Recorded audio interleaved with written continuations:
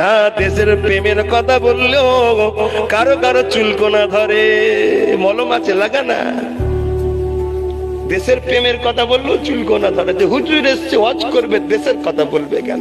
ফাটা কপালে। জীবনে তো কোরআন হাদিস তো পড়লিনি। আমার দেশকে ভালোবাসা আমাদের জন্য ইবাদত, সওয়াবের কাজ। জোরে বলুন সুবহানাল্লাহ। খাপা খাপা বকছিনি, এটাও রাসূলের সুন্নাত, দেশকে ভালোবাসা। কেন আমার নবীর দেশ কি ছিল? মক্কা। মক্কা নবীর দেশ কি? মক্কা। নবী যখন মক্কা থেকে মদিনায় যাচ্ছে, নবী বারবার নিজের মাতৃভূমির দিকে তাকিয়ে তাকিয়ে চোখের পানি ফেলে কাঁদে আর বলে, মক্কা, আমি মুহাম্মদ তোমায় ভালোবাসি।